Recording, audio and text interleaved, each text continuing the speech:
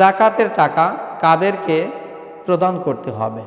অনেকেই জিজ্ঞেস করে, বা চমৎকার একটি বিষয় যে জাকাতের টাকা আমরা যে দেব, এই টাকাগুলো আমরা কাদেরকে প্রদান করব। এ ব্যাপারে আল্লাহ সুবহানাহু ওয়া তাআলা 1500 বছর পূর্বে মহাগ্রন্থ আল কোরআনে সূরাতুত তাওবার 60 নম্বর আয়াতে আল্লাহ তাআলা চমৎকার ভাষায় তিনি উল্লেখিত করেছেন যে জাকাত বা সদকার টাকা কাদেরকে প্রদান করতে হবে। আল্লাহ রাব্বুল আলামিন তিনি বলেন, ইন্নামাস সাদাকাতু লিল ফুকারা। এই জাকাতের টাকা মোট 8টা খাদে ব্যয় করতে হবে, অর্থাৎ 8 জন ব্যক্তিকে আপনি প্রদান করতে পারেন। এই 8 জন ব্যক্তির ভিতরে 1 নম্বরে রয়েছে ইন্নামাস সাদাকাতু লিল ফুকারা, অর্থাৎ ফকিরকে দিতে হবে। 2 নম্বরে ওয়াল মাসাকিন, অর্থাৎ মিসকিনকে দিতে হবে। 3 নম্বরে যারা জাকাতের টাকা আদায় করে এই রকমের কর্মচারী কর্মকর্তাদের এই জাকাতের টাকা প্রদান করা যাবে।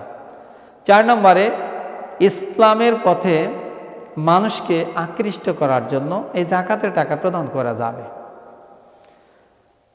5 নম্বরে দাস মুক্ত করার জন্য জাকাতের টাকা প্রদান করা যাবে বা তাকে দেওয়া যাবে। 6 নম্বরে ঋণগ্রস্ত ব্যক্তির সাহায্যার্থে জাকাতের টাকা প্রদান করা যাবে, যাতে করে ওই ব্যক্তি ঋণ পরিশোধ করতে পারে। 7 নম্বরে ইসলামী আন্দোলনের পথে জাকাতের টাকা ব্যয় করা যাবে, অর্থাৎ বাংলাদেশে ইসলাম কায়েম নাই, সুতরাং যারা ইসলাম কায়েম করার জন্য তাদের জান আর মাল দিয়ে জিহাদ করছে, সংগ্রাম করছে, চেষ্টা করছে, এই ইসলাম প্রসার বা ইসলামী আন্দোলনের কাজে আপনি জাকাতের টাকা প্রদান করতে পারেন। এটা আল্লাহ সুবহানাহু ওয়া তাআলা সূরাতুত তাওবার 60 নম্বর আয়াতে উল্লেখিত করেছেন। সর্বশেষ 8 নম্বরে আপনি জাকাতের টাকা তাদেরকে প্রদান করতে পারেন যারা মুসাফির অবস্থায় আছে। তাহলে আমরা মোটামুটি বুঝতে পারলাম যে জাকাতের টাকা মোট 8টি খাদে ব্যয় করা যাবে।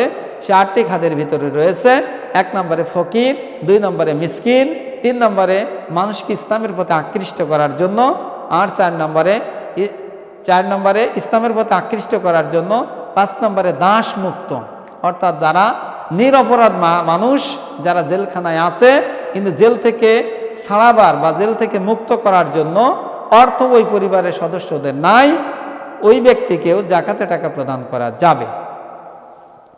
6 নম্বরে ঋণগ্রস্ত, এমন ব্যক্তি ঋণগ্রস্ত এত পরিমাণে হয়েছে যে ওই ব্যক্তির ঋণ পরিশোধ করার সক্ষমতা নাই, তাকেও এই টাকা প্রদান করা যাবে, জাকাতের টাকা। 7 নম্বরে ইসলামী আন্দোলনের পথে, 8 নম্বরে মুসাফিরদের সাহায্যার্থে।